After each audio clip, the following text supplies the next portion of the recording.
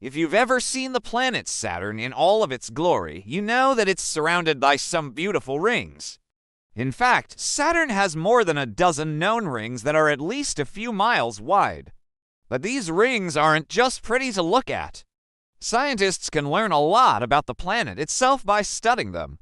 For example, we know that the rings are made up of ice and rock, and that they're constantly changing. We've even been able to use the rings to study the atmosphere of Saturn in more detail. But there is one ring that stands out above the rest. It's much larger than any of Saturn's other rings, and it's also very faint. This ring is called the ghostly ring, or the Phoebe ring after the moon Phoebe, which is thought to be its source. The ring is so big it could fit 300 Saturns inside, but why is it so faint and unevenly spread? Is there a way to make it brighter? And what would happen if Saturn lost its rings? These are some of the questions that scientists are working to answer. The ring was discovered by the Cassini spacecraft in 2006, and it is one of the most mysterious features of the Saturn system.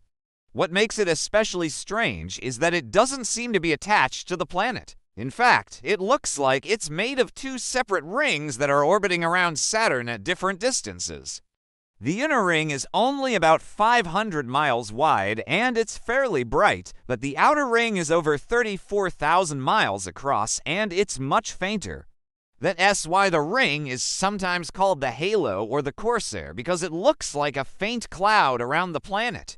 So how did this ring form? Well, scientists think it has something to do with Saturn's moon Phoebe. As I mentioned earlier, the ring is named after this moon because it seems to be the only object in the Saturn system that could have created it.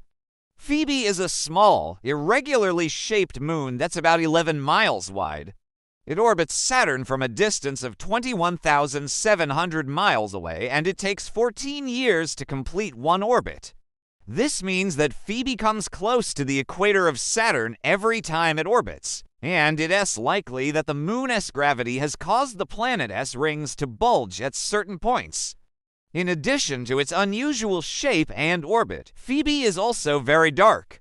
Its surface is covered in craters, and it has a very low albedo, which means that it doesn't reflect much sunlight. In fact, Phoebe is one of the darkest objects in the solar system, and it is thought to be made up of a type of rock called basalt, which is also found on Earth. Now, not all moons in the solar system are like Phoebe. Most of them are either very bright or very reflective because they remade up of ice and rock. But Phoebe's dark color and composition suggest that it is a captured asteroid rather than an icy moon. If this is true, then it could also explain why it's orbiting Saturn at such a weird angle. Now, I don't want to get too bogged down in the details here, but basically the gravitational pull of Saturn and the Sun must have forced this moon into its current orbit. Scientists also think that Phoebe is the only moon in the Saturn system that is big enough to have cleared its orbit, meaning that it is the only one that hasn't been affected by the gravitational pulls of the other moons. This makes it the perfect candidate for being the source of the ghostly ring. But how exactly did it create the ring? Well, according to a paper published in the journal Icarus in 2019, Phoebe probably created the ring by bombarding Saturn with meteorites.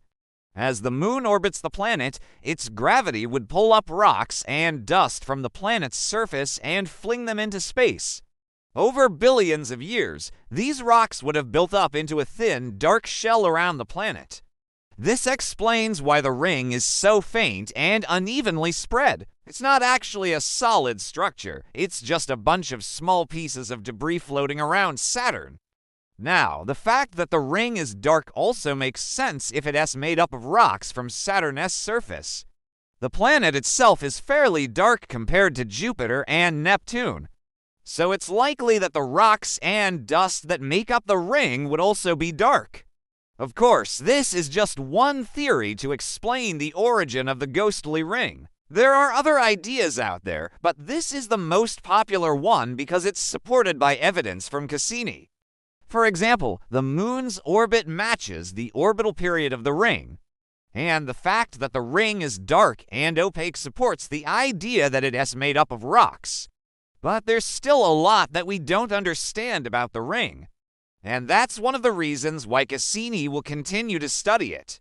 And speaking of the spacecraft, let me tell you a little bit about it. Cassini is a $7 billion mission that was launched by NASA in 1997. The spacecraft reached Saturn in 2004 and spent 13 years studying the planet and its moons.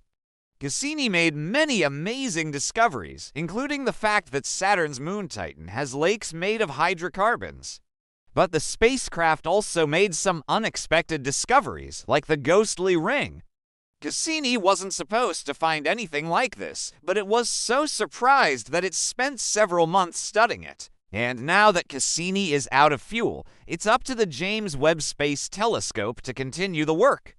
The JWST is a $10 billion project that was launched in 2021. The goal of this telescope is to look back in time and see the first galaxies that ever formed. But the JWST can also look at things that are closer to home, like Saturn's rings. In fact, the JWST will be able to see things that Cassini couldn't, like the chemical composition of the ring. This will help scientists figure out what the ring is made of and how it formed.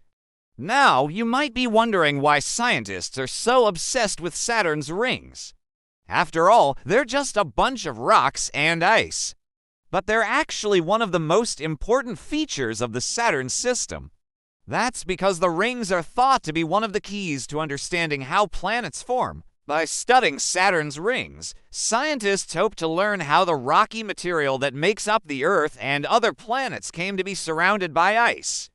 They also hope to learn how the rings themselves formed because they could hold clues about the early days of the solar system. You see, when our solar system was young, it was a very turbulent place.